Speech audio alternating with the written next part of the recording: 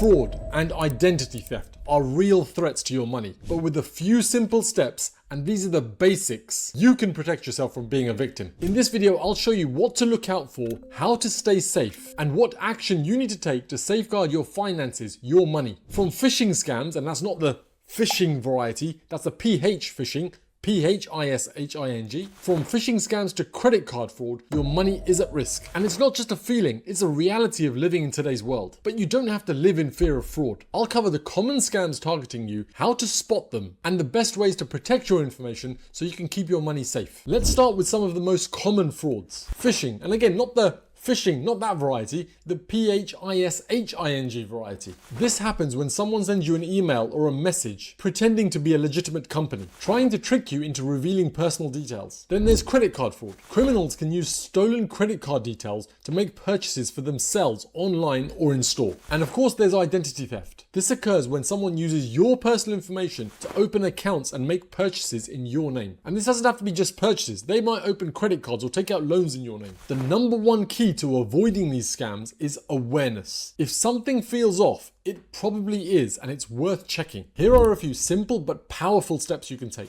Use strong passwords. A unique, strong password for each of your accounts can stop hackers in their tracks. And I know it can be a hassle, but you can use a strong password manager to keep things organized, to help you keep things organized. You can also go a bit further and use tools like Microsoft Password Monitor or Google Password Checker, and they can scan for alerts for when your email or passwords might become compromised. And I know I'm talking about emails here, and this is important beyond just our bank logins, because we use our emails to communicate other information to financial organizations too. We send mortgage applications, ID proofs, and bank statements even sometimes by email. And banks aren't the only financial organizations we log into with passwords. Yes, they're the only ones that probably have our money in them, but there are probably a lot more that we put financial information into. Enable two-factor authentication where you can. Adding this extra layer of security to your accounts makes it that much harder for a criminal to gain access. Monitor your accounts regularly. Always check your bank statements, your credit card statements, your credit reports to spot any unusual activity early. And overall, be cautious with who you share your personal information with. Never share sensitive details, sensitive personal information on email or on untrusted apps or websites. These basic steps go a long way in preventing fraud and protecting your identity. What to do if you fall victim to fraud? If you think you've become a victim of fraud, this is what you should do immediately. Contact your bank or building society or your financial institution, whatever that is. Let them know about any suspicious activity. The quicker you do this, the quicker they can take steps to limit loss. Then report that fraud. In the UK, you can report fraud to Action Fraud. The website should be appearing here somewhere. Action Fraud are a national fraud reporting centre. There will be equivalent organisations like this in other countries too.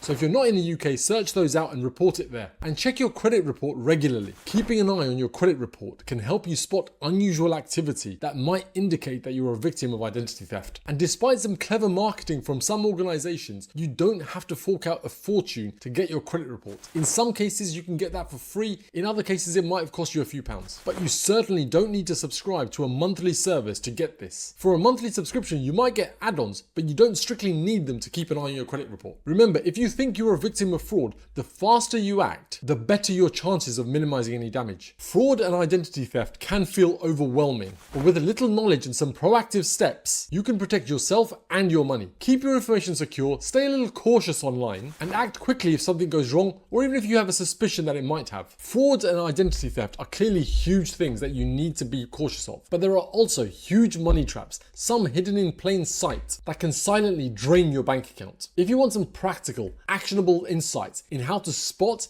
and stop these, you'll want to watch this next.